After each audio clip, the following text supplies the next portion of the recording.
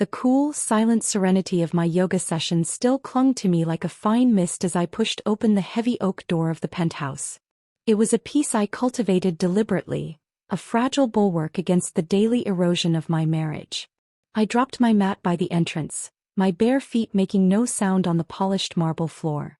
The city sprawled beyond the floor-to-ceiling windows, a glittering tapestry of lives I no longer felt connected to. I was an observer in my own home, a curator of a life that had long ceased to be mine. Thirsty, I padded to the kitchen, the coolness of the floor seeping into my soles. I pulled open the stainless steel door of the refrigerator, the soft light illuminating the meticulously organized contents. And that's when I saw it. A gap. A single glaring void in the top shelf where a bottle of my organic grass-fed milk should have been. I'd bought 6 yesterday. Now there were 5. It was such a small thing. A trivial, almost laughable detail. But in the grand, crumbling architecture of my marriage to Alexander Vance, it was the keystone. My hand, resting on the cool chrome of the handle, did not tremble. My breath did not hitch. Instead, a profound, chilling clarity settled over me. This was not about milk. This was about territory. About respect.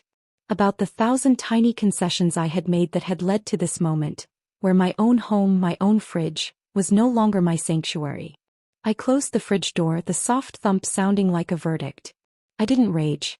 I didn't cry. I walked to my study, a room Alexander never entered, and picked up my phone. I scrolled past his name, past the photos of us that now felt like artifacts from a forgotten civilization, and found the number labeled Elias Thornescu. Elias, I said, my voice unervingly calm even to my own ears. It's Isabella. I need you to draft the divorce papers. Send them to Alexander immediately. There was a brief, weighty pause on the other end. Isabella, are you sure? This isn't a reaction to another argument. It's a reaction to 7 years of arguments, Elias. The last one was just a bottle of milk. Please do it now. I ended the call and stood by the window watching the lights of the city twinkle. I felt untethered, a balloon cut loose. The peace I had fought so hard to find in yoga studios and meditation apps was now here, in the heart of the storm I had chosen to walk away from. The phone rang exactly 17 minutes later.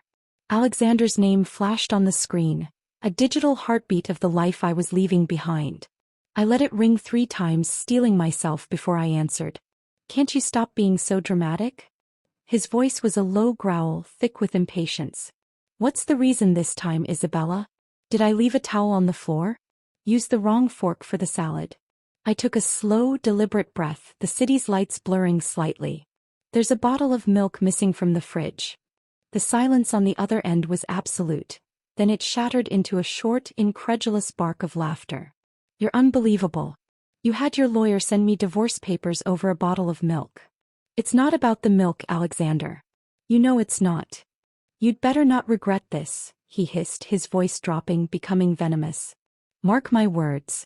Otherwise, even if you kneel and beg me, I won't take you back. The threat, once so potent, now felt like a puff of smoke. Regret. I said, the ghost of a smile touching my lips. Not a chance. I ended the call, the finality of the beep a sweet, liberating sound. The only thing I regretted now was the memory of my younger self, so hopelessly, foolishly in love, blind to the compromises that would become a life sentence. I had lowered myself, smoothed my edges, and endured years of quiet hardship for a man who saw my love as a given, my presence as a convenience. I went to the walk-in closet, a space the size of a small apartment, and pulled out a suitcase. I wouldn't take much. The clothes, the jewelry, it all felt tainted, purchased with Vance money or chosen to fit the image of Mrs. Alexander Vance. I wanted to shed that skin. I was folding a cashmere sweater, a ridiculously expensive one he'd bought me after a particularly nasty fight, when I heard the frantic clicking of heels on marble. I didn't need to turn around. I knew that sound. It was the sound of manufactured crisis. Chloe Summers appeared in the doorway, her small heart-shaped face already streaked with tears. She was Alexander's personal assistant and, as he never failed to remind me, his childhood friend. The girl from the wrong side of the tracks he'd always felt obligated to protect. She was breathing in ragged little gasps, her hands fluttering like wounded birds. Isabella, she cried out, and before I could react, she threw herself to her knees on the plush carpet before me. It's all my fault. Please, you have to believe me. I continued folding the sweater, placing it neatly in the suitcase. What's your fault today, Chloe? Last night, when I was bringing Alexander home, I felt so faint. My blood sugar. You know how it gets. I didn't have anything with me, so I borrowed a bottle of milk from the fridge. I was going to replace it this morning, I swear. I didn't think you would be so particular. Her voice was a masterclass in victimhood, each syllable dripping with wounded innocence. To get so upset over a small bottle of milk and even threaten to divorce Alexander over it. It's all my fault.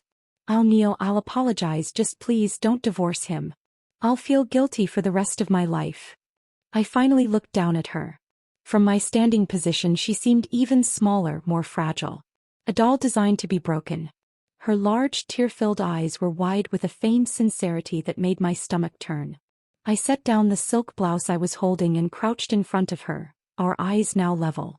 I reached out and lifted her chin with my finger, forcing her to meet my gaze. Her skin was soft, dewy with tears. If I don't divorce Alexander, I said, my voice low and steady, how will you ever rightfully become Mrs. Vance? The effect was instantaneous. The mask of pathetic innocence shattered, replaced for a fleeting second by a flash of pure, unadulterated shock, and then a feral cunning. Just as quickly the tears returned, flowing now in a torrent, cheap and abundant. No, Isabella, you've misunderstood, she wailed, pulling away from my touch as if burned. Alexander and I are completely innocent. I never, ever intended to interfere in your marriage. You just love him so much you're willing to be the other woman? I finished for her, rising to my full height. I felt dirty from touching her. I walked to my dressing table, pulled a sanitizing wipe from a dispenser, and meticulously cleaned my fingers. Is that the noble sacrifice? Lurking in the shadows, drinking my milk, waiting for your moment. I crumpled the wipe and with a flick of my wrist tossed it onto her head. It landed with a damp, pathetic plop on her perfectly styled honey-blonde hair. She flinched as if I'd struck her. Her hands trembled as she reached up and removed the wipe, but her expression remained a masterpiece of pitiful suffering. I know you've never liked me, Isabella. Fine. I'll just go die then. That's what you want, isn't it? I let out a short, forced laugh and turned back to my suitcase. I was so tired of that line. It was her go-to refrain. Ever since she had insinuated herself back into Alexander's life 6 months ago, freshly returned from some dubious postgraduate program abroad, this had been her script. Every time Alexander and I had a disagreement, Chloe would appear weeping and threatening self-harm. This time it must have been the 100th. But unlike all the times before, I was no longer an actor in their twisted play. And her lines were as stale and cliched as ever. But Alexander, of course, was a devoted audience of one. He always fell for the performance. Seeing that I was utterly unmoved, Chloe scrambled forward on her knees and wrapped her arms around my legs, clinging with surprising strength. Miss Isabella, please forgive me just this once. I'm begging you, don't divorce Brother Alexander because of me. I promise I'll disappear. You'll never see me again. She cried so convincingly with such gut-wrenching sobs, that for a bizarre moment, I felt like I was the one being cast out. She, however, was clearly putting on the show of her life. If you're still angry, she whimpered, her voice breaking, you can hit me, you can scold me, or even kick me to death if you want. As she said this, she grabbed my ankle and yanked my foot toward herself. I stumbled, my balance lost for a terrifying second. I flung out a hand, catching myself hard on the edge of my dressing table. The sharp corner dug into my palm. And right on cue, as if summoned by the very scent of her distress, a furious roar echoed from the bedroom door. Isabella. That's enough. Alexander stood there, his tall frame filling the doorway, his handsome face a thundercloud of rage. He strode across the room with long, purposeful steps, his focus entirely on the weeping girl at my feet. He didn't look at me, didn't check if I was hurt. His face was a mask of heartache as he so gently pried Chloe's arms from my legs and helped her to her feet, shielding her small form behind his broad back. Finally his eyes met mine. They were icy, devoid of any of the warmth I'd once foolishly believed was reserved for me. Isabella, he said, his voice dangerously calm. You've gone too far this time. Chloe is like a sister to me. We grew up together. How dare you treat her like this? He could always arrive at the perfect moment, my husband, riding in on his white horse to shield his delicate little flower from the big bad witch. And I would always be cast as the villain. I looked from his furious, set jaw to Chloe's tear-streaked face peeking out from behind his shoulder. A tiny, triumphant smirk played on her lips for a fraction of a second before dissolving back into a mask of terror. And in that moment, surrounded by the opulent ruins of my marriage, I felt nothing but a profound, soul-deep boredom. The game was over. I was done playing. Looking at Alexander's furious face, a face I had once traced with my fingertips in the soft light of dawn, I felt nothing. It was a hollowing realization. The love that had once been a roaring fire was now just cold, dead ash. The anger that should have been there was absent, replaced by a weary, all-consuming boredom. If you're not going to use your eyes, I said, my voice flat and devoid of the heat that radiated from him, then you should consider donating them to someone who will. I glanced pointedly at Chloe, who flinched and buried her face against Alexander's back. Besides, I continued, turning back to my suitcase, those who deliberately sabotage other people's marriages deserve to be beaten to death. But I won't hit her. I find her dirty. Alexander's face flushed a deep, mottled red. He pointed a trembling finger at me, his composure cracking. You. I cut him off, my gaze slicing past him to the woman using him as a human shield. Am I wrong? I sneered. You've even had your fingerprints recorded in the security system. Isn't that just to become the mistress of this household? Don't tell me you climb in through the window every time. Chloe's face, already pale, lost all remaining color. She stepped out from behind Alexander, her body language a frantic pantomime of eagerness to explain. Miss Isabella, please don't misunderstand. What happened next was a performance worthy of a daytime drama award.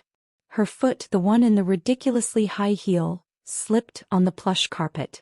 She let out a theatrical gasp, her arms flailing, and she toppled toward me, dragging the large, expensive Ming-style vase beside her down in a cacophony of shattering porcelain. In the chaotic slow motion of the moment, Alexander lunged. His arms wrapped around her slender waist, catching her in a dramatic princess carry before she could hit the ground. I, having anticipated her move, sidestepped neatly. But I wasn't quite fast enough. A sharp, stinging pain bloomed on my exposed calf as a shard of the shattered vase grazed it. Alexander held Chloe close, her body limp and trembling in his arms. He stared at me over the top of her head, his expression blank with a confusion that was almost comical. As if he couldn't process why I wasn't the one lying in a heap on the floor. Chloe is my assistant, he stated, as if explaining a simple concept to a child. Being able to enter and leave my home at any time is part of her job requirements. I married you, Isabella, not to be locked in a cage or to have my every move policed. Can you stop making a fuss over these trivial matters? Living with you is truly exhausting. Exhausting? The word hung in the air between us, a bomb that had finally detonated. I stared at the man before me, the man for whom I had rearranged my entire universe, and I couldn't believe he had the audacity to say such a thing. Shouldn't the one who was truly exhausted be me? The dam of my memories broke and a torrent of images flooded my mind. Ever since Chloe had returned, a phantom limb of Alexander's past, my life had become a constant, wearying exercise in concession. No matter what she did, no matter how blatant her encroachment, Alexander unconditionally stood by her side. I saw her on my birthday, calling him away under the pretext of a work emergency. I had spent all day preparing his favorite meal, wearing a dress I knew he loved. He'd left with a distracted kiss on my cheek, his phone already pressed to his ear, listening to her crisis. I'd eaten alone, the candles burning down to puddles of wax. I saw her making herself at home in my place, using my skincare products, complimenting my clothes with a covetous gleam in her eye that she thought I didn't see. Oh, Isabella, this would look so much better on me, don't you think? My complexion is warmer. I saw the times I'd returned from visiting my family to find her overnight bag in the guest room, which had slowly, insidiously become her room. The worst were the times I'd caught them, not in a compromising position, no, Alexander was too careful for that, but lying together on the bed in that same guest room, both fully clothed, him stroking her hair as she cried about some perceived slight. She was having a panic attack, Isabella, he'd explain, his tone implying I was heartless for questioning it. What was I supposed to do? And now they were even drinking my milk without permission. There was absolutely no sense of boundaries, no respect for the line between his work life and our marriage. Adding up all these incidents, I could have talked for 3 days and 3 nights without finishing. And in the end, all I got was that he was too tired. A bitter, humorless laugh escaped my lips. Ha! A marriage between 2 people had turned into a tangled, suffocating mess of 3. No wonder it was exhausting. The irony was so thick I could taste it, metallic and sour on my tongue. Just as well, I said, taking a deep breath, forcing the ache in my chest to subside. It wasn't heartbreak. It was the final expulsion of a poison. I'm tired too. In that case, let's part on good terms. I've already had someone deliver the divorce papers to your office. Sign them as soon as possible. Alexander's eyes flickered to the scattered papers on the floor near his feet, the ones Elias had sent over. A dismissive, arrogant smirk twisted his lips. Isabella, stop making a scene. It's just a bottle of milk. There's no need to make everyone unhappy. His tone was that of a parent scolding a petulant child. Hurry up and apologize to Chloe, and I'll consider the matter of you bullying her over. After all, he said, as if bestowing a great wisdom upon me, you are sisters of a sort and you should get along well. Sisters. The word was a spark on a gas trail. My long calm heart, the one I had thought was numb to his betrayals, erupted with a boundless ancient hatred. It wasn't just about him or Chloe anymore. It was about everything she represented. A person who had stolen my life, my family, and had tried to push me into the abyss. Did she even deserve to be called family? Chloe, upon hearing this, pitifully tugged at Alexander's sleeve, her tears falling like broken strings of pearls. Brother Alexander, forget it. How could I ever dare hope to become sisters with Miss Isabella? Miss Isabella is now Mrs. Vance, lofty and exalted. As for me, she let out a shuddering sob, I'm just a discarded child of the Summers family. An ordinary person who can only survive by catering to Miss Isabella's whims. I'm not worthy. I'll leave now. I don't dare taint Miss Isabella's sight by staying here any longer. With that, she made a show of walking unsteadily towards the door, a martyr heading for her execution. Alexander's heart predictably ached. He pulled her back protectively behind him, his face full of disapproval as he looked at me. Isabella, the status of Mrs. Vance is not your shield to bully Chloe. I can give it to you, he said, his voice dropping to a menacing whisper, and I can also take it back. After speaking, he turned and embraced the sobbing figure in his arms, comforting her softly. Chloe, don't cry. No matter when or where, I will always stand by your side. I will always be your strongest support. The 2 of them began pouring their hearts out to each other as if I were a piece of the invisible furniture. He whispered reassurances, she sniffled and clung to him. They had already forgotten the existence of me, the legitimate wife. The wound on my calf started oozing a thin trickle of blood, bringing with it a sharp, tingling pain. The physical discomfort was a welcome anchor, something real and tangible that helped me overlook the faint, ghostly sorrow trying to rise in my heart.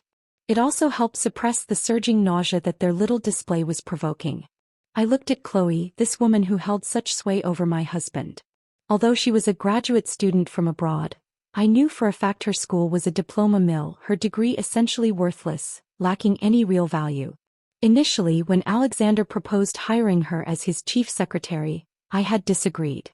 It was unprofessional, a conflict of interest. But he had insisted, his voice taking on that stubborn, righteous tone he used when defending her. He'd given her the position along with an exceptionally high salary, a company apartment and a car. Many of my friends had noticed his special treatment of her and had subtly warned me to be cautious. Those who are favored always act without fear, one had told me over lunch, her eyes full of pity I had refused to acknowledge at the time. And she was right. Chloe privately called Alexander Brother Alex, a sickeningly sweet term of endearment, but she always addressed me as Miss Isabella, clearly never regarding me as his wife. The most ridiculous part was that Alexander allowed it, encouraged it even. Perhaps just as he had said earlier in his heart, my status as Mrs. Vance was entirely bestowed by him, a title he could revoke at any time. So in his mind, Chloe could treat me however she pleased, because my power was derivative and therefore illusory. A sudden, clear thought cut through the fog of his manipulation. I felt like laughing. Without the title of Mrs. Vance, I was still Isabella Rossi. I was the biological daughter of the Rossi family and, more importantly, the beloved adopted daughter and heir of the powerful Lombardi family. If I wanted to bully Chloe Summers, I could do so freely and openly. Why would I need to rely on a title bestowed by Alexander Vance? Thinking back to my past love-struck self, the girl who had believed Alexander was her sun and moon, I couldn't help but want to slap some sense into her. I had made myself small for a man who valued my smallness. I had mistaken obsession for love and submission for partnership. Fortunately, it wasn't too late. "Alexander," I said, my voice cutting through their whispered comforts. They both turned to look at me, startled, as if remembering I was still in the room. "I don't want the title of Mrs. Vance anymore. It's tarnished. Sign the divorce papers quickly, or you'll be waiting for a court summons." With those final words, I turned and strode away from them, from the broken vase, from the half-packed suitcase. I left it all behind. The luggage was touched by Chloe. It was all dirty now. I wouldn't keep any of it. I went straight back to the only place that had ever truly felt like home, the Lombardi estate. The drive to the Lombardi estate was a journey through a tunnel of my own memories. I didn't take my car, the sleek, black sedan that was a gift from Alexander, a trophy wife's accessory. I called for a car from the Lombardi family's private fleet. The driver, a man named Arthur who had known me since I was a child, didn't ask any questions. He simply held the door open for me, his kind eyes full of a silent understanding that made my throat tighten. As the city skyline receded in the rearview mirror, replaced by the winding, tree-lined roads of the affluent suburbs, I let my head fall back against the plush leather seat. I closed my eyes, but I didn't see Alexander's furious face or Chloe's tear-streaked one. Instead, I saw the faces of my real family. The story of my life was a tangle of roots from two different trees. When Chloe and I were switched at birth, her biological parents, the Rossis, had died in a car accident on the very day they were discharged from the hospital. My paternal grandmother, a superstitious and cold woman, thought I was a jinx and had secretly abandoned me on the mountain outskirts of the city. It was my brother Leo Lombardi who found me. He was just a little boy himself, but he'd held me tight, a squalling, helpless infant, and kept calling me sister. The Lombardi family, a powerful old-money dynasty that had gone 3 generations without a daughter, was overjoyed by my unexpected arrival. I naturally became the only daughter of Silas and Eleanor Lombardi, basking in a love that was fierce, protective, and utterly unconditional. Even after the truth about me being the real Rossi heiress was exposed, a revelation Chloe herself had orchestrated in a failed attempt to discredit me, I just gained another home, another set of parents who welcomed me with open arms. But the Lombardi mansion, with its sprawling gardens and warm, chaotic energy, remained the place I cherished the most in my heart. It was my anchor. When I had married Alexander Vance against my family's wishes, it had created a rift. My father, Silas, had seen through Alexander's charming facade, recognizing the arrogance and the deep-seated insecurity that lay beneath. My mother, Eleanor, had worried about the way I seemed to shrink in his presence. Leo had outright called him a self-important peacock. But I, so utterly love-struck with only Alexander in my heart, had dismissed their concerns as overprotectiveness. I had been so sure I knew better. The car crunched to a halt on the gravel driveway. The Lombardi manor stood before me, a majestic testament to old-world grace and solidity, its lights blazing like a beacon. It wasn't a holiday or a special occasion. My arrival was unannounced.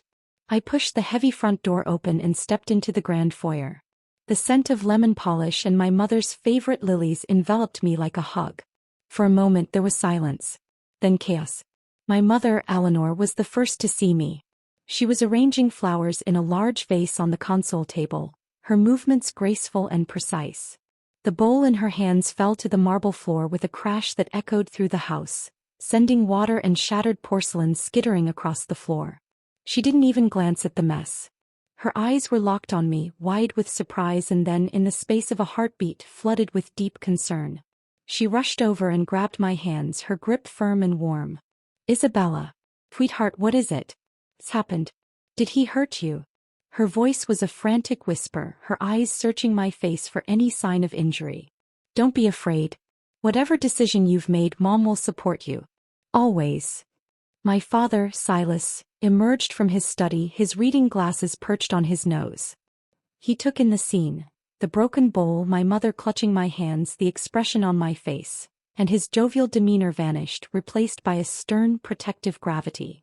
Your mom is right, he chimed in, his voice a low rumble. We both support you. He stepped closer, his gaze sharp. Is that bastard Alexander Vance bullying you? I knew he was no good. If I don't beat him so badly even his parents won't recognize him this time, I'll change my last name from Lombardi. Then came the thunder of footsteps on the staircase. Leo, my brother, bounded down the steps 2 at a time, his tie loosened, his phone in his hand. Bella? What's going on? He saw my face, saw our parents' expressions, and his own hardened. It's Vance, isn't it? What did he do? Even my grandfather, Nonno Lorenzo, leaning on his polished cane, appeared in the doorway of the drawing room. At 85 he was frilier than he liked to admit, but his eyes were as sharp as ever. What is all this noise? He grumbled, but then his gaze fell on me. He took a step forward, his cane tapping firmly on the floor. Isabella, mia cara, your light is dim. What has that stronzo, that rotten seed, done to you? They all gathered around me, a wall of unwavering love and ferocious loyalty. My mother, my father, my brother, my grandfather. Their faces were a constellation of concern and ready rage. Surrounded by this tangible, powerful love, the tears I'd been holding back for years, the tears of loneliness, of humiliation, of quiet despair, finally broke forth. I didn't sob. It was a silent, shuddering collapse, the dam finally giving way. I cried for the girl I had been, for the years I had wasted, for the love I had mistaken for the real thing. My mother pulled me into her arms, rocking me gently. Let it out, baby. Just let it all out. When I was finally cried out, utterly exhausted and hollowed, I slowly pulled away, wiping at my raw cheeks with the backs of my hands. My family waited, a silent, patient circle of strength. Grandpa, Mom, Dad, Leo, don't worry, I said, my voice hoarse but steady. I'm fine. And for the first time I meant it. The act of saying the words, of speaking my truth to the people who mattered most, was a liberation. They nodded along with my words, but the concern in their eyes only deepened. They knew fine was a lie, but they also heard the new resolve beneath it. To cheer me up, or perhaps to simply keep me close, the whole family decided to accompany me to a newly opened ultra-exclusive resort in the mountains for a few days to relax. It was a testament to their love. All of them, even my father with his packed schedule, dropped everything for me. We spent 2 days in a blur of luxury and forced normalcy. We swam in the infinity pool that overlooked the valley, hiked on manicured trails, and ate decadent meals where they carefully avoided the topic of Alexander. I could feel them watching me, waiting for me to break again. But the breakdown had been a purification. I felt clearer, lighter. On the evening of the 3rd day, as I was walking back to our private villa from the spa, I unexpectedly spotted 2 familiar figures near the resort's open-air pavilion. My steps faltered. Of all the places in the world, it had to be here. Alexander and Chloe. She was clinging to his arm, pouting and pointing towards the resort's main kitchen. She was clamoring for something. I didn't need to hear the words to know what was happening. I saw Alexander nod, his expression indulgent. He even patted her hand before striding towards the kitchen, presumably to speak to the chef. Chloe sat down at a table, resting her chin on her hand, beaming with a joy that was both triumphant and possessive. A few minutes later, Alexander emerged, not with a chef but tying an apron around his waist. He was going to use the kitchen himself. I stood frozen, hidden by a trellis of blooming wisteria, watching the scene unfold like a play I'd been forced to watch too many times. Chloe's voice, saccharine and carrying, reached me. Brother Alex, you're so wonderful. Not only did you postpone so much work to accompany me on this vacation, but you're also cooking for me personally. I'm so happy. Alexander smiled at her, a genuine, adoring smile I hadn't seen directed at me in years. Silly, he said, his voice warm and affectionate. Being with you is the most important thing in the world. Nothing else compares. Looking at his smiling face, a specific painful memory surfaced, sharp and clear. It was from our 3rd wedding anniversary. I had spent weeks planning a romantic dinner at home, cooking his favorite dishes, wearing the lingerie he'd once said he loved. I'd asked him tentatively if we could have dinner together, just the two of us. He'd refused, not even looking up from his phone. I'm very busy, Isabella. Don't bother me with such trivial romantic matters. So this was the difference. The chasm between love and indifference was so obvious, so stark. It was a wonder I hadn't gone blind from looking at it for so long. What's wrong, Bella? Leo's voice cut through my reverie. He had come up beside me, his hand on my shoulder. He followed my gaze toward the kitchen, his eyes narrowing curiously. What is it? Nothing much, I said, my voice surprisingly even. As I spoke, I grabbed my brother's hand and pulled him along, turning us firmly away from the pavilion. Come on, hurry up. I heard the chef's special crayfish are running out, and if we don't get there soon, they'll be all sold out. I didn't look back.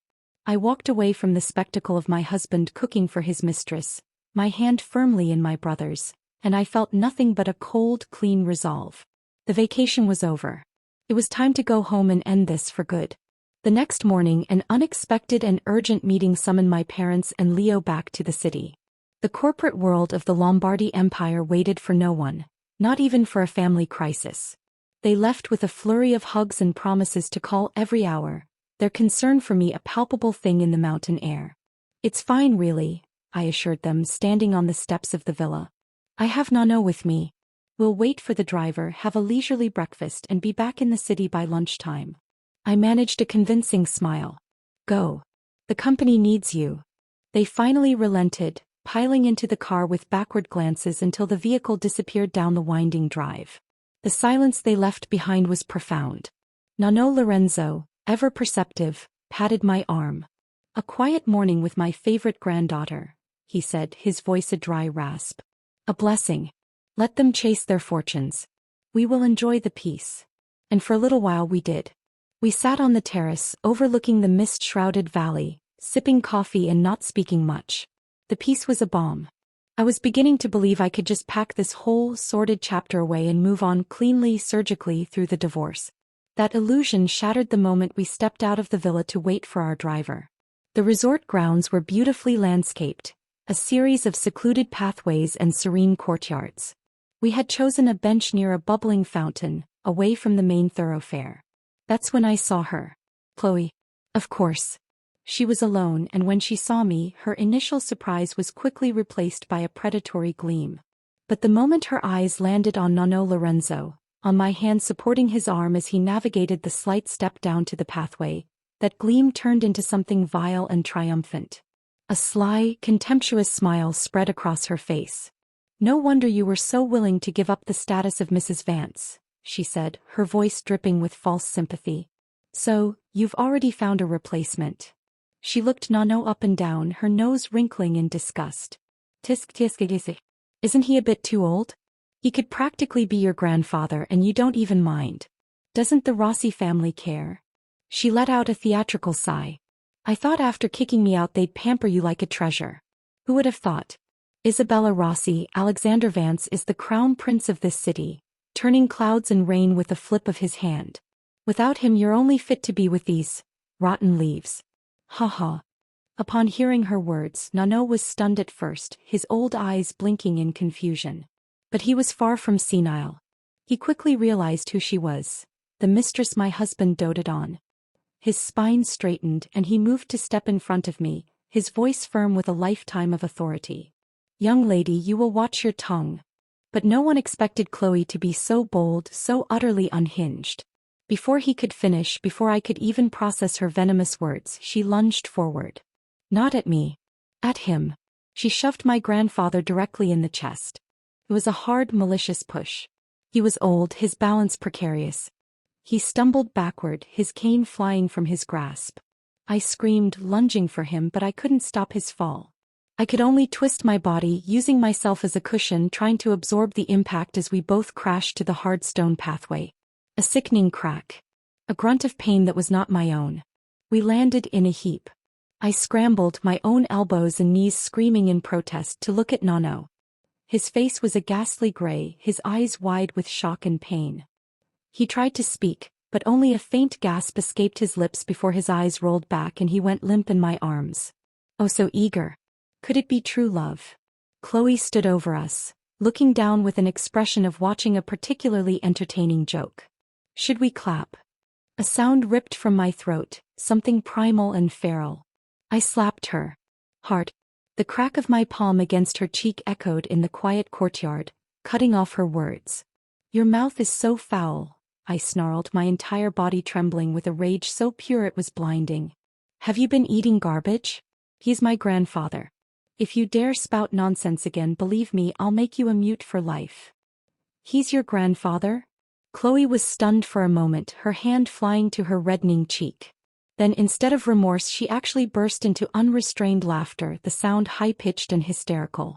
I had no idea the Rossi family had such a grandfather. Is this some kind of unspeakable new kink? She wiped a mock tear from her eye.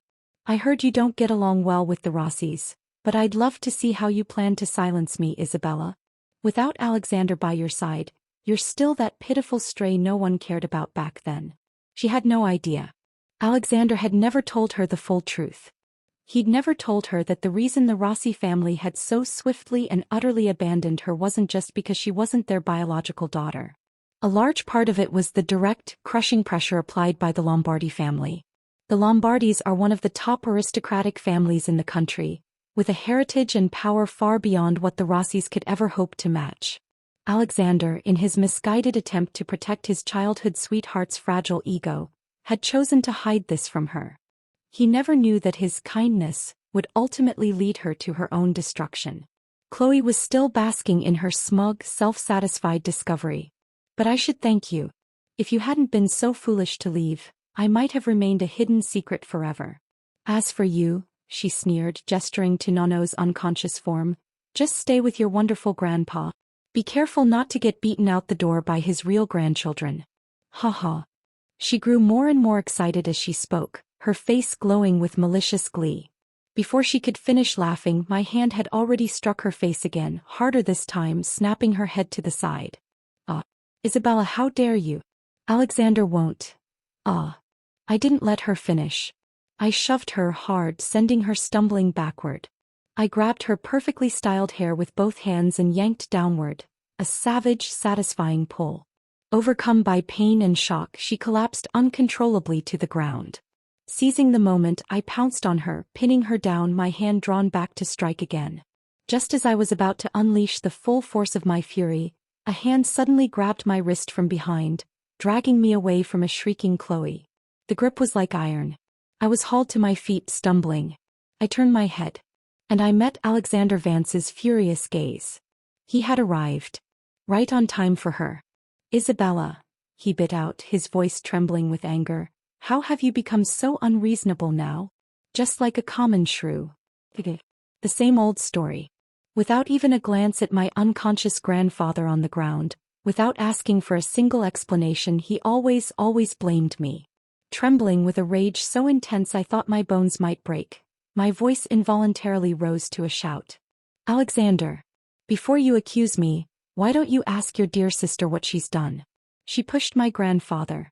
She assaulted an old man and then spouted her vile nonsense right in front of him. Hitting her was the least I could do.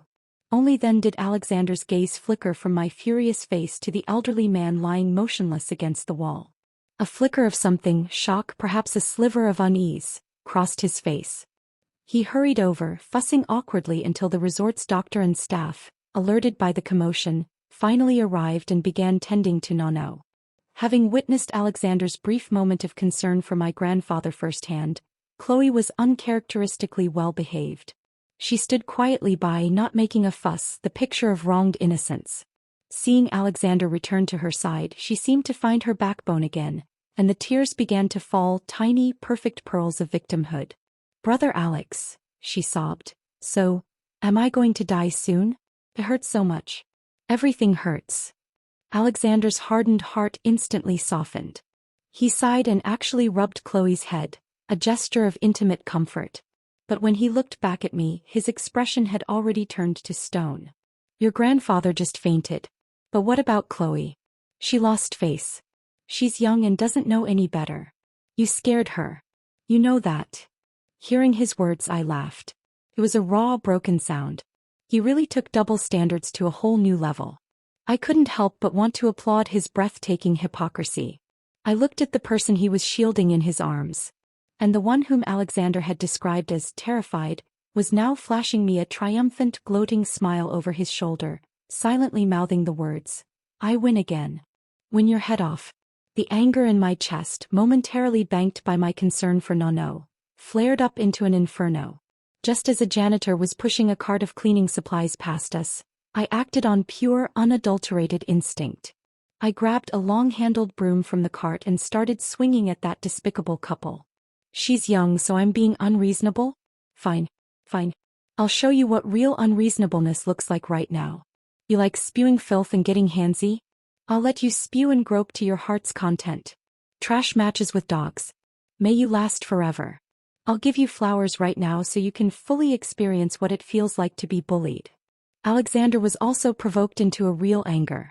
He dodged the wild swings of the broom and, taking advantage of the physical differences between us, quickly snatched it away and restrained my hands, leaving me trapped and unable to move. "Isabella," he growled, his face inches from mine, "have you had enough of this nonsense? Let me go." I glared back at him, not backing down an inch. Before, I was just love-struck, willing to play the role of a gentle and virtuous woman for the sake of a love that never truly existed. But when love is gone, he was nothing more than a piece of garbage to me. Alexander just stared back at me with a dark, furious expression. And Chloe, seeing her opportunity, stepped forward. Before I could react, she slapped me twice across the face. The stinging pain was sharp and immediate. "Isabella, weren't you so tough just now?" she taunted, her voice a venomous whisper. "Now you're just standing there obediently letting me hit you." Then she leaned close to my ear, her breath hot against my skin. "Was that really your grandpa? What a shame. Why didn't he just die from the fall earlier?" "Chloe," I growled, the name a curse on my lips. I glared at the woman before me, grinding my teeth as I spat out her name, syllable by syllable. Ruining everything. Then, with a surge of adrenaline-born strength, I broke free from Alexander's grip. Without a second thought, I swiftly grabbed Chloe by the hair and yanked her down hard. At the same time, I raised my knee sharply, catching her in the stomach. A muffled groan of pain sounded. I sneered and pinned her to the ground, my hands frantically tearing at her already flimsy summer clothes. "You filth. If I don't strip you bare today, you'll really think you're some reincarnated fox spirit. You like to talk, do you? I'll make you talk. Make you talk." Alexander tried to separate us, but he severely underestimated a woman's fighting power, especially one who had gone utterly mad with rage. He got scratched, pulled, and shoved for his efforts. By the time I was pulled away by the resort security and followed the ambulance to the hospital, Chloe didn't have a single intact spot on her body. A lot of her hair had been pulled out and she had even lost 2 teeth. Alexander wasn't much better off either. His face and neck were covered in deep bleeding scratches, his expensive shirt was torn and he looked utterly disheveled. But I didn't care. All I could see was my grandfather's pale, still face on the stretcher. Looking at him, Alexander no longer cared about seeking justice for his childhood sweetheart.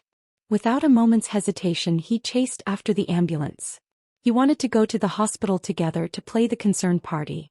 As he approached me in the hospital corridor, I slapped him hard across the face. "Get lost," I said, my voice low and deadly. "Don't dirty my eyes." Before leaving, I glanced at him and at Chloe, who was still being treated in another room, and issued a cold, final warning. "You'd better pray my grandfather is okay. Otherwise, I'll make you both pay in ways you can't even imagine." He wanted to say more, to protest, but he was pulled back by the approaching Chloe, who was being wheeled out on a gurney, sobbing pitifully. "Brother Alex. I'm too ashamed to face anyone. I might as well just die." Hearing Chloe's pitiful sobs, Alexander instinctively moved to comfort her, his attention instantly diverted. By the time he remembered me and my grandfather, the doors to the ACU had long since swung shut, separating us into 2 different worlds. The hospital corridor was a sterile, fluorescent-lit purgatory. The scent of antiseptic and despair clung to the air. Behind the closed doors of the ACU, my grandfather, the rock of my world, was fighting. And I was left outside with nothing but the cold, hard plastic of a waiting room chair and the simmering volcanic fury in my veins. A doctor finally emerged, his face grim. After a thorough examination, It was determined that Nano was not in immediate life-threatening danger. The relief was so potent it made my knees weak. But it was short-lived. However, the doctor continued, his tone careful, his left leg suffered a severe fracture. Given his age and his already compromised mobility from previous issues, the recovery will be challenging. I'm afraid there's a significant chance he may be confined to a wheelchair for the rest of his life. When Nano woke up and was lucid enough to understand this news, he was silent for a long time. He stared at the white ceiling, his gnarled hands resting on the stiff hospital sheets. In that moment of stunned silence, he seemed to shrink to age 10 years before my eyes. This was a man who had always been ferociously independent, who had boasted just last New Year's that he would climb Mount Hua with me. He had never ever admitted to growing old. After the long silence, he turned his head on the pillow and looked at me. The guilt in his eyes was a physical blow. Isabella mia cara. I'm sorry, he whispered, his voice raspy. I promised to take you to Mount Hua, but I'm afraid I have to break my word. My eyes burned, but I refused to let the tears fall. He was the one lying broken in a hospital bed, and he was apologizing to me. I leaned forward, taking his hand in mine, forcing a bright, steady smile onto my face. Don't be silly, Nano. It's just as well. I didn't want to go anyway, and I was worried you'd be upset if I called it off. This solves everything. He gave me a small, knowing smile. He saw right through me, but he accepted the lie for my sake. After he fell into a fitful sleep, the smile dropped from my face. The cold resolve returned, hardening into something sharp and unyielding. I stepped out into the corridor, pulling out my phone. I didn't call my parents or Leo. They were on their way, frantic with worry. I needed to act before they arrived, before their more measured corporate approach could temper the white-hot need for vengeance that was consuming me. I called the direct line to the executive office of the Lombardi Group. My secretary, David, answered on the first ring. David, I said, my voice devoid of all emotion. Notify the Haisha branch. All business with the Vance family and their holdings are to be terminated. Indefinitely. Every joint venture, every supply contract, every line of credit. I want it severed. Withdraw all our promised investments. Immediately. Understood, Ms. Lombardi, David replied, his tone impeccably professional. He didn't question, he simply took note. Furthermore, I continued, my gaze fixed on the blank wall opposite me, release the news. All of it. Alexander is married and has been cheating.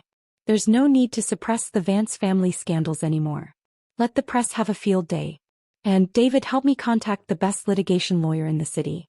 I'm suing Chloe Summers for assault, defamation, and intentional infliction of emotional distress. Understood, Ms. Lombardi. After hanging up, I stood there for a moment, my jaw clenched so tight it ached. I stared out the window at the city Alexander loved to think he owned. From now on, I would make sure the Vance family disappeared from its upper echelons entirely. I would turn Alexander Vance into a pariah, a rat everyone would scramble to disavow. It was at that moment that a commotion arose at the ward door.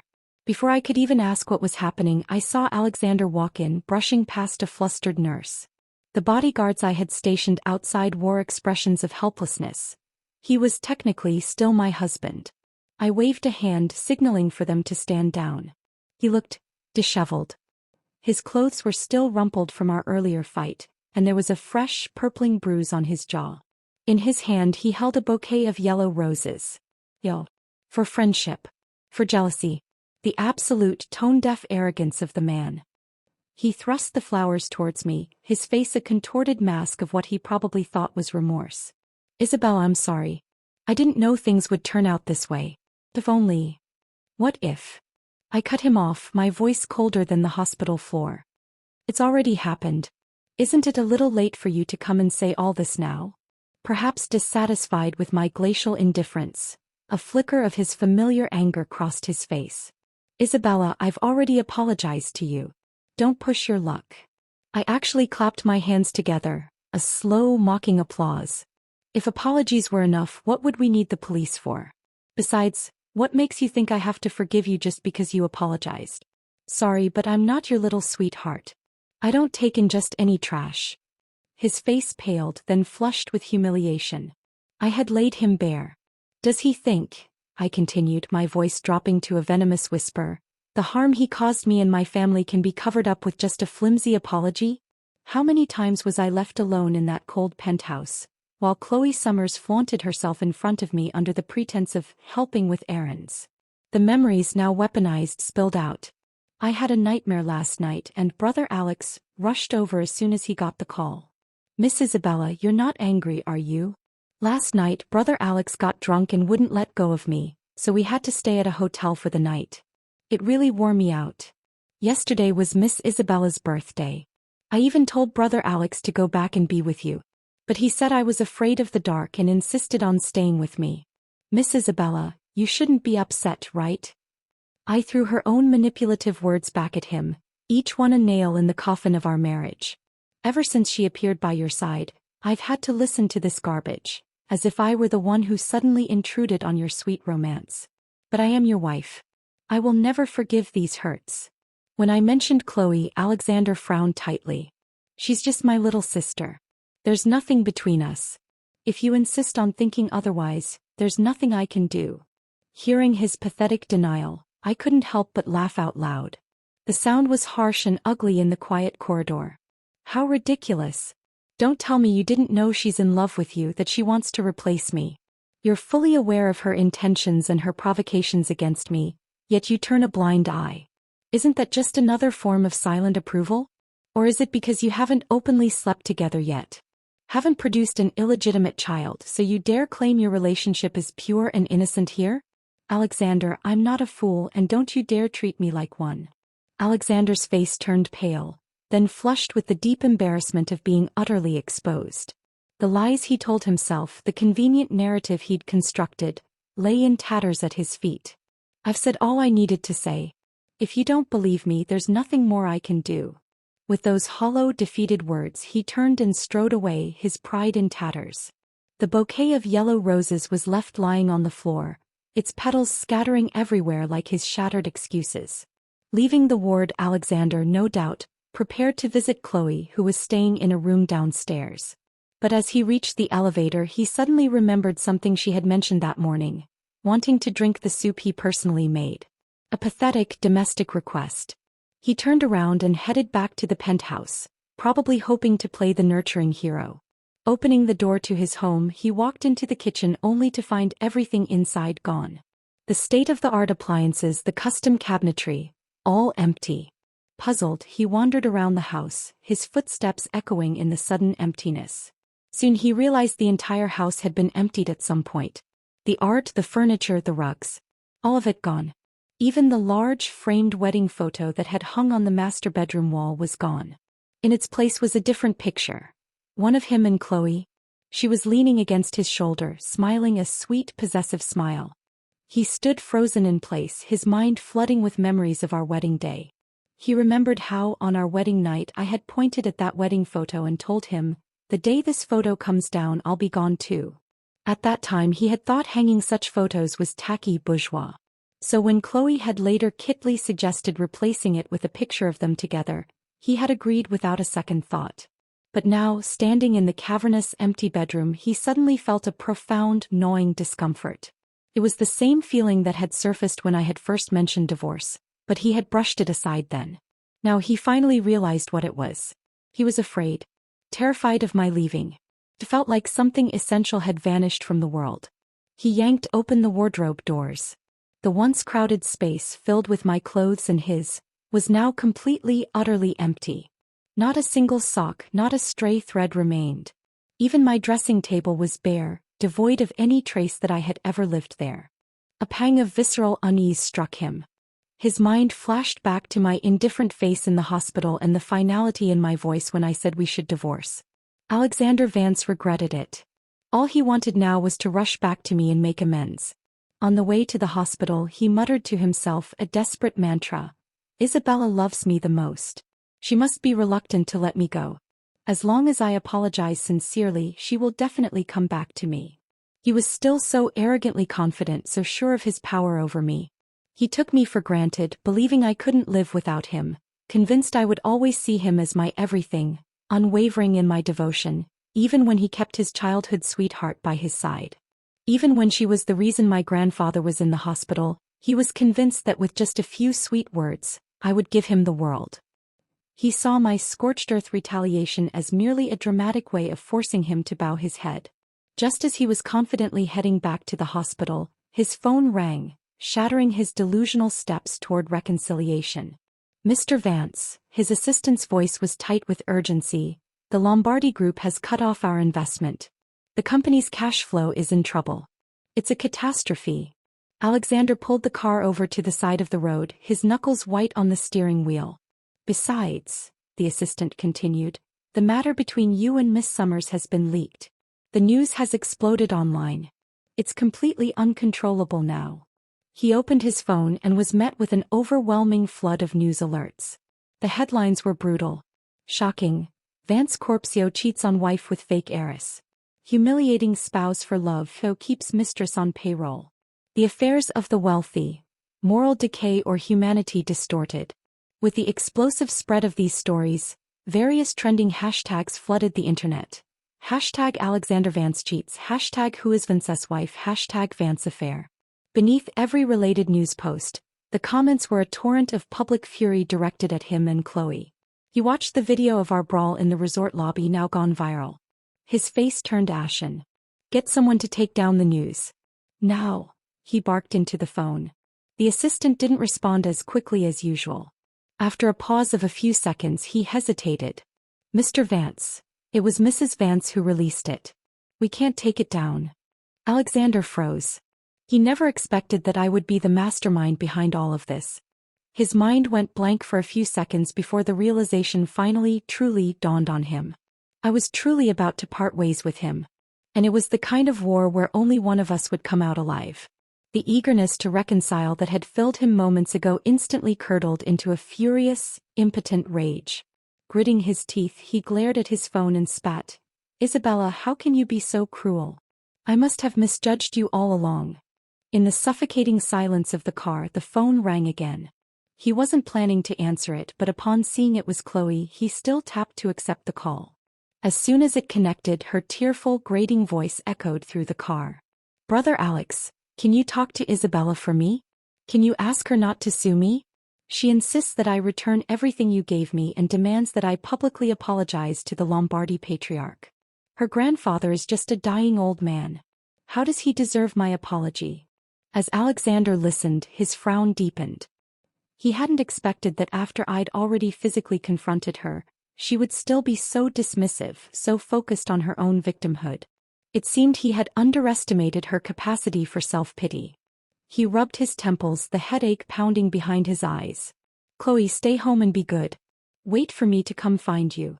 Unfortunately for him, his intention to comfort his mistress was interrupted once again. As soon as his car started, his father called. The screen flashed with the name, and a chill of dread went down Alexander's spine.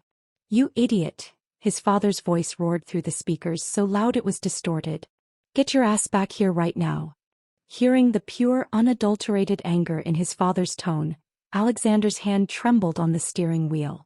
The car swerved, crashing into the roadside greenery with a jarring crunch. Without stopping to assess the damage, he wrenched the steering wheel and sped off toward the Vance residence, the summons feeling like a trip to the gallows. The moment he stepped inside the opulent foyer of his family home, a furious roar erupted from the main drawing room. "Get the hell in here now." Alexander hurried in and saw the room was packed with people. Almost every member of the Vance family, young and old, had gathered. Uncles, aunts, cousins, the board members. None of them looked pleased. Especially those of his own generation who had once competed with him for the position of Vance Corp's CEO. Their eyes burned with a long-suppressed resentment as they glared at him. He could read their minds. If only we had known back then that he wasn't the most suitable heir. In fact, because his mother had been an actress, those people had secretly mocked him as the son of a performer, unworthy of competing with them for the position of family successor. It was only with my backing with the Lombardi alliance that he had suddenly stood out and secured the presidency. After marrying me with the backing of my family, he had finally managed to suppress their underhanded maneuvers and solidify his position. Now that foundation had been vaporized. "Beast. Kneel down." Old Man Vance's voice was like cracking ice. The command and the cold, murderous gaze that accompanied it, made Alexander's mind go blank. With a thud, he fell to his knees on the priceless Persian rug.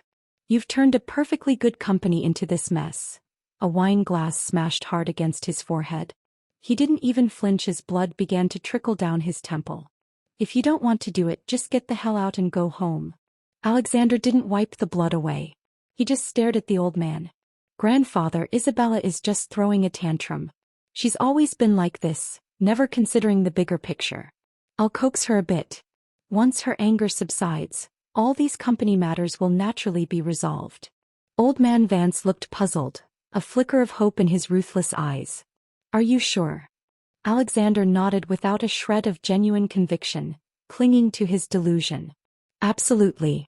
Isabella listens to me the most. As long as I sweet-talk her, she wouldn't even say half a word of refusal if I asked her to hand over the Lombardi group to me. He still remembered how I had cried with excitement when he proposed. He still took me for granted, thinking I couldn't live without him, believing I would always see him as my everything. He was convinced that with just a few sweet words, I would not only call off the dogs but hand him the keys to my family's kingdom. Seeing the defeated looks on his rivals' faces, Alexander, bolstered by his own fantasy, confidently took out his phone and dialed my number. As soon as the call connected, he couldn't wait to speak, his voice oozing a false, placating charm. Isabella, I'm sorry. I know I was wrong. Please forgive me. He took a breath and then his true colors flashed through. Now about our family businesses being blocked. And the 10 billion investment your family promised us had better be transferred within half an hour. Don't make me remind you about such a small matter. Before he could finish his breathtakingly arrogant sentence, the sound of the call being disconnected echoed from the other end. The silence in the Vance drawing room was absolute. Then the younger cousins couldn't help but burst into derisive laughter. Alexander's face turned pale, then flushed with humiliated rage. Struggling to hold back the curses on the tip of his tongue, he dialed the number again. And again. And again. All he heard from the receiver was the same mechanical female voice. Sorry. The number you have dialed is currently switched off. Damn it. Alexander couldn't hold back any longer. He cursed under his breath at my lack of appreciation. But when he looked up and saw the old man's unfriendly gaze, he quickly put on a flattering smile. Grandfather, don't worry. I'll try another phone. He sent a message to David, the chief secretary of the Lombardi group, asking him to relay his intentions to me. David didn't hang up on him, but the words that followed were icy cold, meant to be heard by all in the room. Mr. Vance.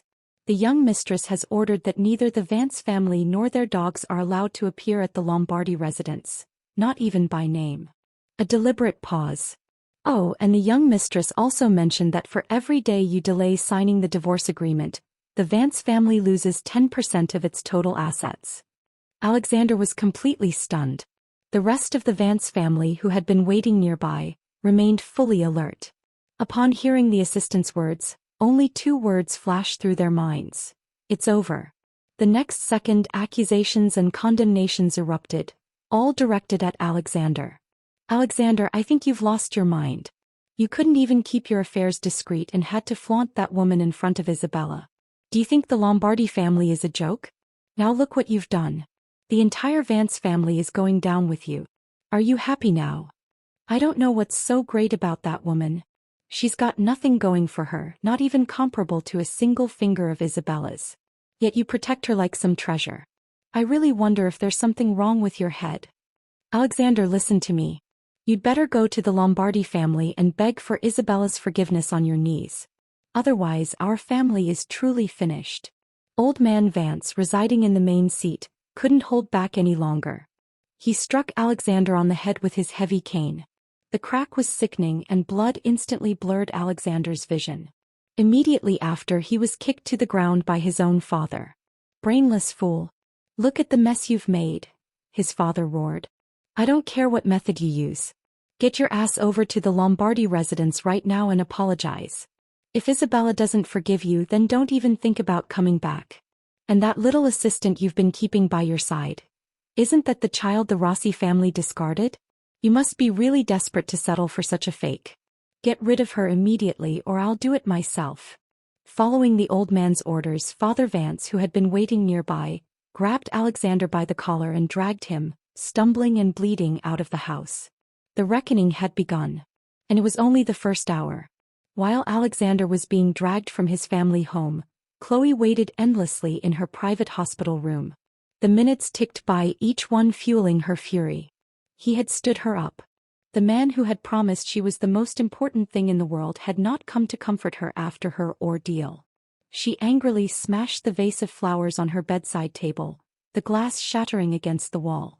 Beyond her fury at Alexander for his absence, she was even more enraged by what she saw as my inexplicable good fortune. How had I, the woman she thought she had defeated, managed to latch onto that old fossil from the Lombardi group so quickly? She must have done it on purpose, flaunting him just to provoke her. The reason I was able to gather evidence so swiftly and hire a lawyer to sue her was undoubtedly thanks to that old man's money and influence. She even suspected that the old man's demand for a public apology was orchestrated by me, a final, cruel twist of the knife. None of this, however, compared to the text message she had just received. It was a terse, formal notification from the Vance family's legal department. Her employment with Vance Corp was terminated, effective immediately. All company benefits, including her apartment and car, were revoked. She had 30 days to vacate. This left her feeling both profoundly wronged and incandescent with rage. "Isabella, you worthless trash that no one wants," she screamed at the empty room, her voice echoing off the sterile walls. "First you monopolized Alexander, and now you're using your sugar daddy to take revenge on me. Why don't you just drop dead already?" When her call to Alexander went unanswered yet again, she hurled her phone to the ground, the screen splintering into a spiderweb of cracks. "You forced me into this, Isabella. Don't think that without brother Alex I can't do anything to you. I have plenty of ways." Just as she was working herself into a full-blown tantrum, Alexander was being unceremoniously shoved into a car by his father. The moment they entered the hospital, his father delivered a sharp kick to the back of his knees. "You unfilial son. Hurry up and apologize to your wife and her grandfather."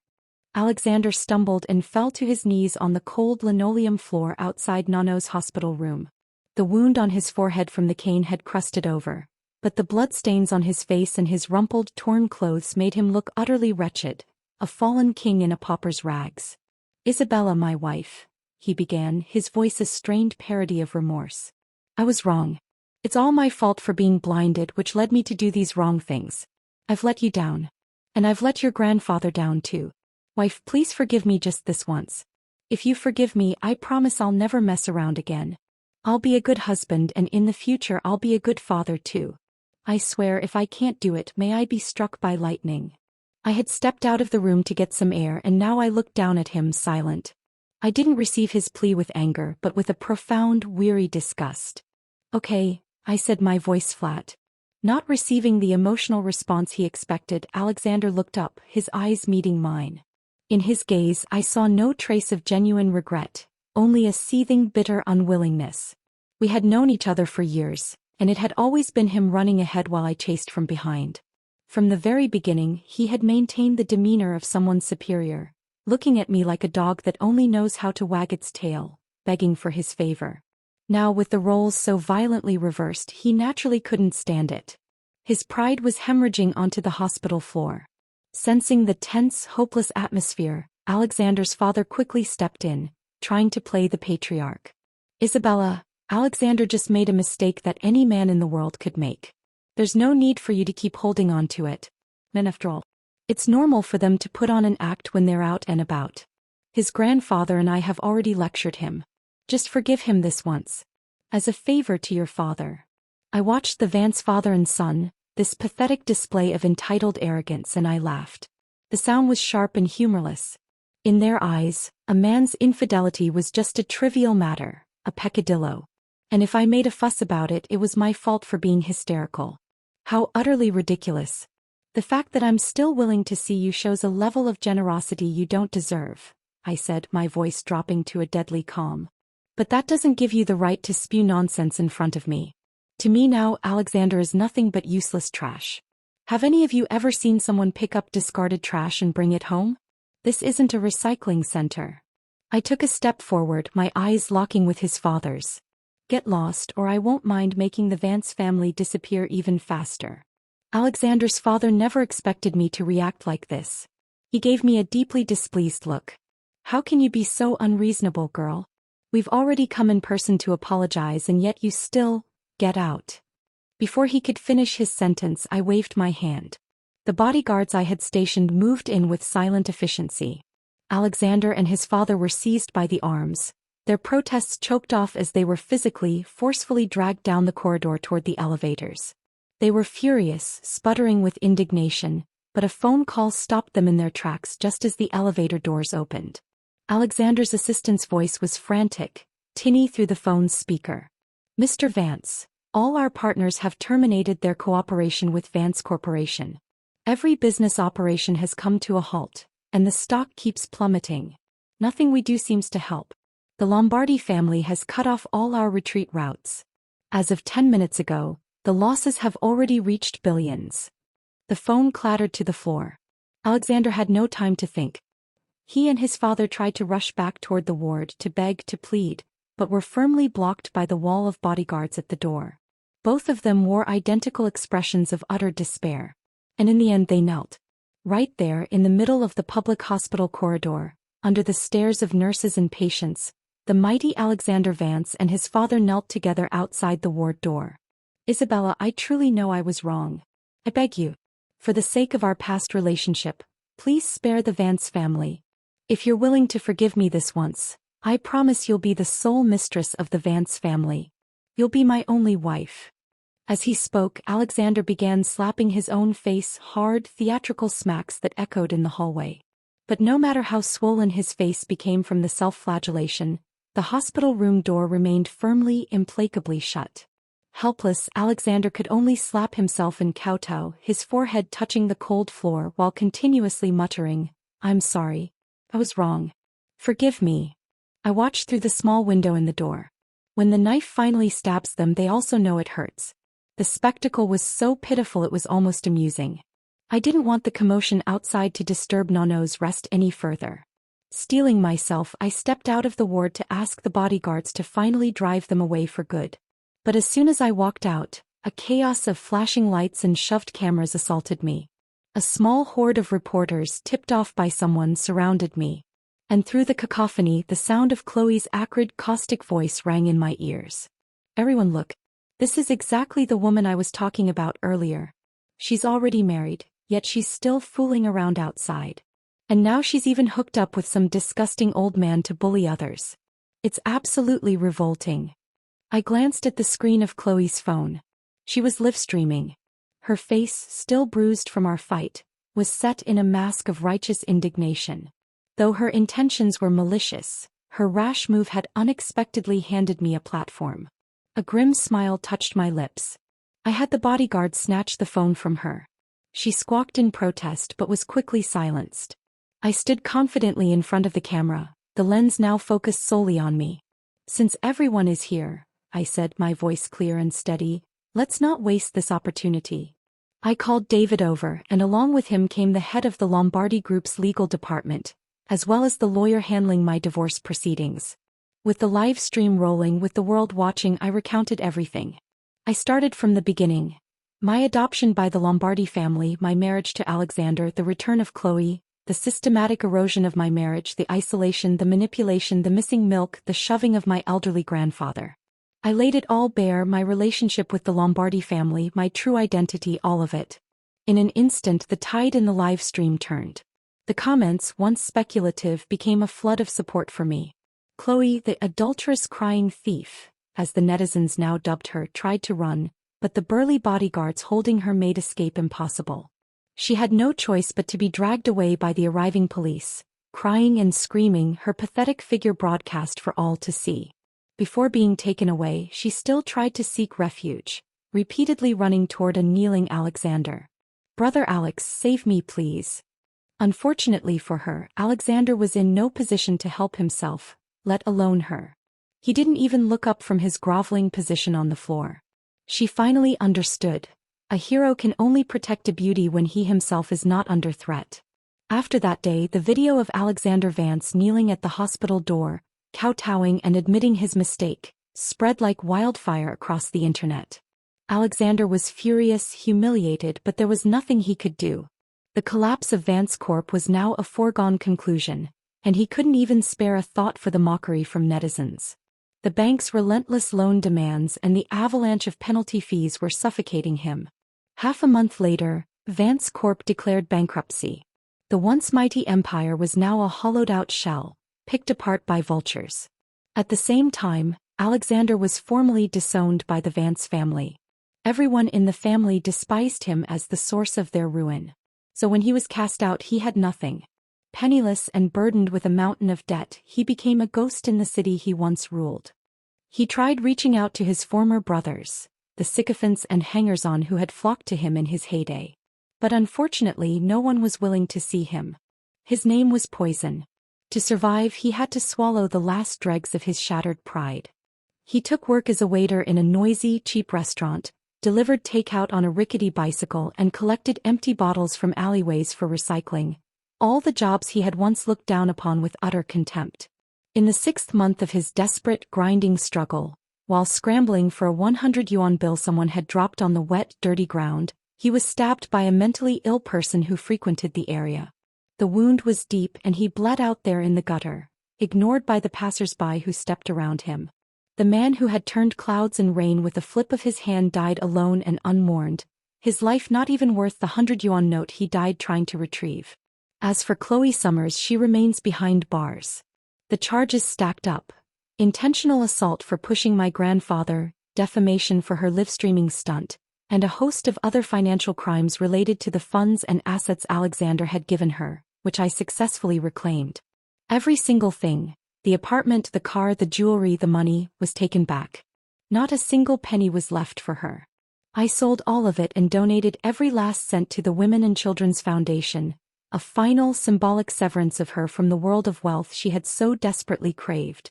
After doing all this, after the dust had settled and the last echoes of the Vance family's collapse had faded, I accompanied my grandfather abroad for specialized medical treatment. We were on his private jet, soaring above the clouds, when he turned to me, his hand covering mine.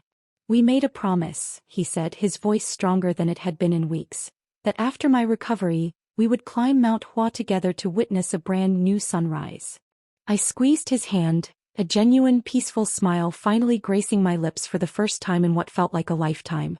"We will, Nono. We will." The adventure of the past was over.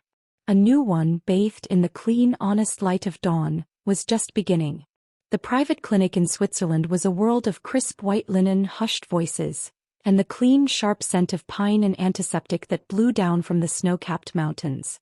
It was a world away from the gilded cage of my penthouse, the sterile hostility of the hospital, and the grimy, desperate streets where Alexander had met his end. News of his death had reached me via a brief, impersonal email from Elias Thorne.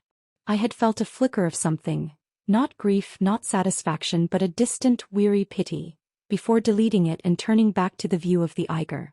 Here there was no Chloe, no Alexander, no Vance family drama. There was only the slow, deliberate work of healing. Nono's surgery was a success, but the road to recovery was long and painful. The formidable Lombardi will, however, was a force of nature. He endured the physical therapy with a grit and determination that left his therapists in awe. He was not a man who accepted limitations. I was his constant companion. I read to him, we played endless games of chess, which he still infuriatingly usually won, and we talked. Really talked for the first time since I was a girl. We spoke of my childhood, of his, of my mother and father, of Leo. We spoke of business, and for the first time I didn't feel like a dilettante heiress playing a part. I offered insights on the Asian markets, suggestions for streamlining a subsidiary, and he listened, his sharp eyes considering my words with a new, profound respect. "You have your father's head for numbers and your mother's instinct for people," he said to me one afternoon, the sun setting behind the Alps, painting his room in shades of gold and rose. "The Lombardi Group has been waiting for a leader like you, Isabella. Not just a caretaker. A visionary." The words settled in me not as a pressure but as a key turning in a lock. This was my birthright, not as a Rossi or a Vance but as a Lombardi. It was a legacy of strength, not subjugation. Months passed. The wheelchair was traded for a walker, then for a cane. The day Nano walked the entire length of the clinic's garden path without stopping, leaning only lightly on my arm, we opened a bottle of expensive Brunello he had smuggled in. We toasted to small victories which we were learning were the only kind that truly mattered. It was during this time of quiet convalescence that I began to rebuild myself too. The brittle, vengeful woman who had orchestrated the downfall of the Vances began to soften at the edges, her sharpness honed into a new kind of strength. I started painting again, something I had abandoned when I married Alexander because he thought it was a frivolous hobby. I filled sketchbooks with the dramatic landscapes outside my window. I felt the pieces of Isabella Rossi Lombardi, the woman I was before I tried to become Isabella Vance, slowly clicking back into place. One evening as we were planning our return to the city, my phone buzzed. It was a message from an unknown number. Curiosity, a habit not yet broken, made me open it. Isabella. I heard you were abroad. I know I have no right to contact you, but I needed you to know that I am truly deeply sorry for the pain my son caused you. He was a flawed, foolish boy and he paid the ultimate price for his foolishness. The Vance family is no more. We are scattered, disgraced. I do not ask for your forgiveness, only that you know my regret is genuine. Arthur Vance. I read the message twice. Arthur Vance. Alexander's father. The man who had knelt in the hospital corridor. There was no manipulation in his words, no plea for clemency. Just a stark, simple admission of failure and loss. I felt a strange, unexpected pang of sympathy. He had lost his son, his legacy, his entire world. I did not reply. There were no words that could bridge the chasm between us. But I didn't delete the message either. It was a reminder that in the rubble of empires, there are human casualties on all sides. Finally, the doctors cleared Nano for travel. He was not the man he had been before the fall. He would always need a cane and his steps were measured. But his spirit was indomitable. The promise we had made in the hospital hung between us, unspoken but potent. We did not go straight home. Instead, we went to China. Not to the luxury resorts or the financial hubs of Shanghai, but to the mist-shrouded, treacherous paths of Mount Hua. It was madness, the doctors would have said. But it was a necessary madness. We hired a small team of expert guides and porters. We took the cable car partway up, but the final, most famous ascent, the plank walk, had to be done on foot. It was a narrow, terrifying path of wooden planks bolted into the side of a sheer cliff face, with only a chain to hold on to. Nano looked at it, at the dizzying drop into the clouds below, and then at me. A fierce, wild light was in his eyes. For a new sunrise, he said. And so we went. Slowly, painstakingly. One careful, deliberate step at a time. The wind whipped around us, tugging at our clothes. My knuckles were white on the chain. I stayed just behind Nano, my heart in my throat, ready to catch him if he faltered. But he didn't falter. His focus was absolute, his will a tangible force. He was not an old man defying his age. He was a conqueror claiming his peak. It took us hours. When we finally reached the small platform at the end, the world fell away. We were above the clouds, on the roof of the world. We sat in silence, wrapped in thick coats, waiting as the deep indigo of the night began to soften at the horizon. And then it came. The sunrise. It was not a gentle creeping of light. It was an explosion. A brilliant, fiery orange that bled into gold, tearing through the fabric of the night, illuminating the sea of clouds below us in a spectacle of such breathtaking raw beauty that it stole the breath from my lungs. The light touched our faces, warm and new. Felt like a baptism. Nano turned to me, his face etched with the effort of the climb, but radiant in the dawn's light. He didn't say anything. He didn't need to. The triumph in his eyes said it all. We had kept our promise. We had witnessed a brand new sunrise, not just in the sky but within ourselves. As we began the careful descent, my phone, which had no service for days, finally picked up a signal. It buzzed once, a single message from Leo. "Welcome back, little sister. The Empire awaits its CEO." I looked at the message, then at my grandfather, carefully navigating the path ahead of me. I thought of the long, painful road that had led us here to this mountain peak.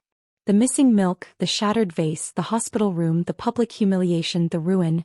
It had all been a brutal, necessary pruning. It had cut away the dead, suffocating branches of my old life, allowing something stronger and truer to grow in its place. I was no longer Mrs. Alexander Vance. I was not just the Lombardi heiress. I was Isabella Rossi Lombardi. I had faced the abyss, and instead of falling I had learned to climb. We returned to the city not as convalescents but as victors. The press, of course, was waiting. They shouted questions about Alexander, about the scandal, about the Vance collapse. I didn't stop. I didn't even look at them.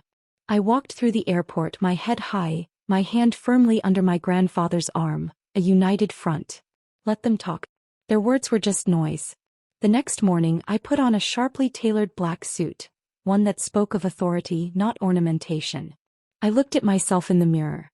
The woman who stared back was calm, her eyes clear and steady. She had known great pain and great love, and she had weathered both. I walked into the Lombardi Group headquarters, the towering glass and steel heart of my family's empire. The staff stood a little straighter as I passed. The whispers followed me, but they were whispers of respect, of curiosity. I rode the elevator to the top floor. The doors opened directly into the CEO's office, my father's office. He was standing by the floor-to-ceiling window, but he turned as I entered. He didn't smile. He simply looked at me, his gaze assessing, proud. He walked over to the immense mahogany desk and picked up a single heavy nameplate. He held it out to me. I took it. The metal was cool and solid in my hands. It read, Isabella Rossi Lombardi, Chief Executive Officer. It was always yours, Bella, he said, his voice thick with emotion. We were just keeping the seat warm. I ran my fingers over the engraved letters. This wasn't a title bestowed by a husband, one he could give and take away. This was a title I had earned through fire and blood and resilience. It was mine. I placed the nameplate on the desk. Then I walked around and sat in the leather chair, feeling its weight and substance settle around me. I looked out at the city, at the world I was now poised to lead. The ascent was over. The reign was just beginning. The first year as CEO of the Lombardi Group was a whirlwind of fire. I wasn't just managing an empire. I was reforging it in my own image. The old guard, accustomed to my father's more traditional relationship-based style, eyed me with a mixture of skepticism and apprehension. They saw a woman hardened by scandal, and they underestimated the strategic mind that had been honed in the crucible of personal ruin. I didn't try to win them over with charm. I did it with cold, hard results. I divested the company of the last, lingering ties to the Vance empire, a move that was both symbolic and financially astute. I championed a risky, forward-thinking merger with a cutting-edge tech firm in Singapore, a deal my father had hesitated on for months. I pushed it through in 6 weeks. When the merger resulted in a 40% surge in our Asian market value, the skepticism in the boardroom turned to a wary, then resolute respect. My personal life became a fortress. The press, initially ravenous for details of the Black Widow of Wall Street, or the Lombardi Ice Queen, found no purchase. I gave no interviews. I was photographed only on my terms, entering the Lombardi Tower, a figure of sharp elegance and impenetrable calm, or occasionally having a quiet dinner with my family. The narrative of the heartbroken, vengeful wife was slowly replaced by that of a formidable, untouchable leader. One evening, a year and a half after my return, I was working late in my office.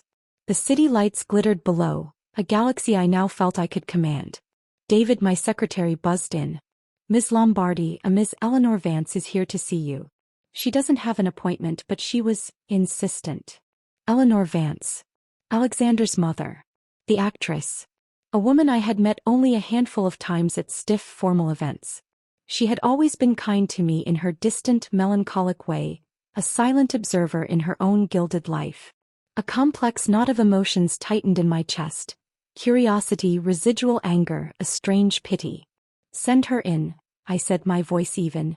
The woman who entered was a ghost of the glamorous socialite I remembered. She was dressed simply, her famous beauty faded and strained, but she held herself with a dignity that her husband and son had lacked in their final days. Isabella, she said, her voice soft. Thank you for seeing me. Eleanor, I gestured to the chair opposite my desk. Please sit. She did, folding her hands neatly in her lap. She didn't fidget or plead. She simply looked at me, her eyes clear and sad. I am not here to apologize for Arthur or Alexander, she began. Their actions were their own and their consequences were just. She took a slow breath. I am here for 2 reasons. First, to thank you. I raised an eyebrow, saying nothing. You freed me, she said, a faint, bittersweet smile touching her lips. That empire, that name, it was a beautiful prison. Arthur built it on sand and arrogance, and Alexander was raised to believe he was its king. Their downfall was inevitable. You were merely the catalyst. In the wreckage I have found a piece I never knew. I have a small gallery now. I paint. I am for the first time happy. I nodded slowly, understanding. He had been a casualty too. The second reason, she continued, reaching into her bag, is to give you this. She placed a small velvet jewelry box on my desk. I didn't touch it. It was Alexander's grandmother's, she explained. My mother-in-law. She was a formidable woman much like you. She gave it to me when I married Arthur. She told me it was for the true matriarch of the family, the one with the strength to hold it all together. She gave a dry, self-deprecating laugh. I was never that woman. I was just the pretty ornament. I think she would have wanted you to have it. Not as a Vance, but as a fellow matriarch. I opened the box. Inside lay a simple, stunning Art Deco brooch, a geometric panther crafted from onyx and diamonds, its eyes two piercing emeralds. It was a piece of power, not prettiness. I can't accept this, Eleanor, I said, closing the box and sliding it back toward her. Please, she insisted, her voice firm. It doesn't belong in my little gallery. It belongs here. In a tower. On a woman who knows how to lead. She stood up. Consider it a closing of a circle. An end to the bad blood. She left as quietly as she had entered. I stared at the box for a long time. Then I picked it up and pinned it to the lapel of my jacket. It felt less like an heirloom and more like a trophy. A spoil of a war I had never wanted to fight but had won nonetheless. The final loose thread was tied up a few months later. I was reviewing the annual report for the Women and Children's Foundation, the one I had funded with the proceeds from selling all of Chloe's reclaimed assets. The numbers were good. We had helped thousands. As I was about to close the file, a brief, attached memo from the director caught my eye. And our literacy program at the Blackwood Correctional Facility for Women has shown remarkable success, with a 75% reduction in recidivism among participants. One of our most dedicated volunteers, an inmate named Chloe Summers, has been instrumental in its administration. I read the sentence twice. Chloe Summers. Volunteer. The irony was so thick it was almost poetic. The woman who had tried to destroy me with lies was now finding a sliver of purpose in teaching others to read. I felt no anger, no satisfaction. Just a distant, clinical acknowledgement. Perhaps in that sterile, bounded environment, stripped of all her props and manipulations, a kernel of a real person was finally emerging. Or perhaps it was just another performance. It didn't matter to me anymore. She was a footnote in my history, not a character in my present. I deleted the memo and closed the file. Her story was hers to write now. Mine was here. That night I had dinner at the Lombardi estate. The atmosphere was vibrant and loud, filled with the easy love that had always been my bedrock. Leo was teasing me about a recent flattering magazine profile, my mother was fussing over a new recipe, and my father and Nono were locked in a heated, good-natured debate about vintage sports cars. As coffee was served, Nono tapped his crystal glass with a spoon. The table fell quiet. Isabella, he began, his voice strong and clear. When I was in that hospital I made a promise to myself. When I saw the woman you had become, not through the pain but in spite of it, I knew the Lombardi legacy was not just safe, but that it would be greater than any of us could have imagined. He looked at my father, who nodded, his eyes shining with pride.